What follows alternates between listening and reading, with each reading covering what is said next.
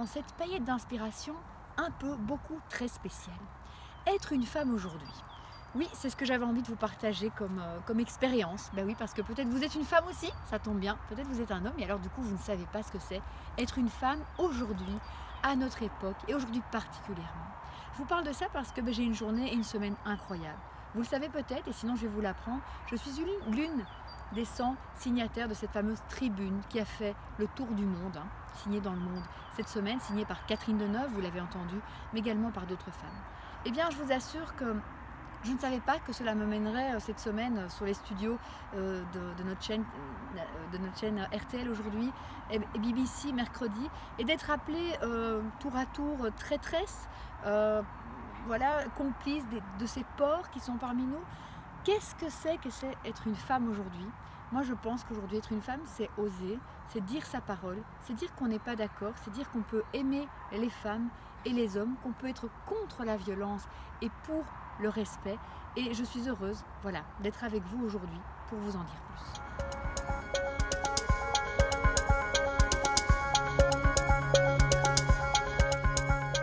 Je vous le disais, être une femme aujourd'hui, eh bien non, c'est pas facile. Mais qu'est-ce que c'est agréable? Et qu'est-ce que je suis fière d'être justement cette femme, d'être féminine, d'assumer ma féminité sans pour autant oublier mon authenticité, oublier les combats qui sont les nôtres, les combats de ces femmes qu'évidemment j'honore, qu'évidemment je reconnais.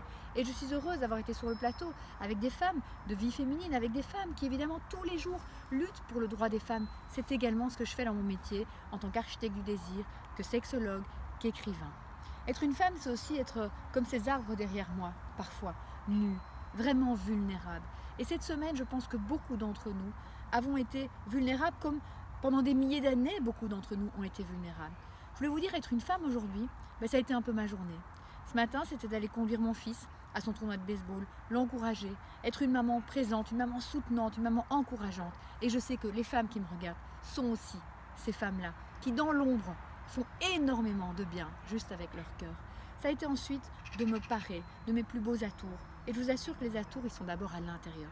J'ai beaucoup médité ces jours-ci, beaucoup ressenti à l'intérieur avec tout ce flot de ce que je lisais sur la toile, ce que je voyais comme vidéo, ces agressions envers les femmes qui ont signé cette lettre, parce que oui, je ne m'attendais absolument pas à ça quand j'ai signé cette lettre qui, je le rappelle, n'a pas été écrite par moi, donc tous les mots, toutes les expressions, je ne les reconnais pas forcément, et en même temps sur l'idée, et c'est ce que je voulais vous dire aujourd'hui, sur l'idée, j'ai signé parce que je me dis stop.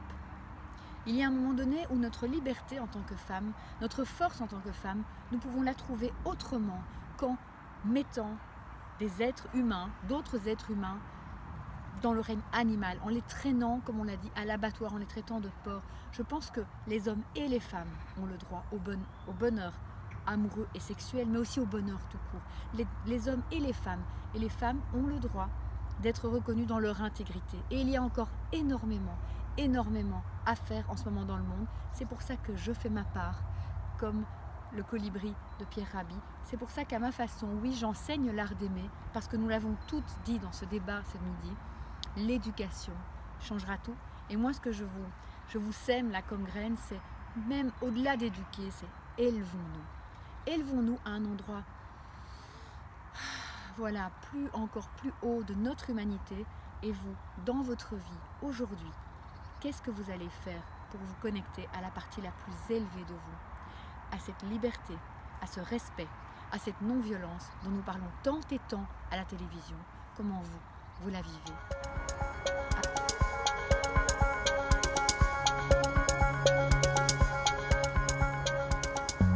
C'était Julie Duchemin. Merci pour votre écoute, merci pour votre soutien justement. Et dans cette paillette d'inspiration un peu spéciale, eh bien, je vous invite vraiment à prendre soin de vous, à prendre soin de vos proches, à prendre soin aussi de tous ceux que vous ne connaissez pas, à mettre ces valeurs d'authenticité, de liberté, de respect, de bienveillance dans tout ce que vous faites dans votre vie. À très bientôt.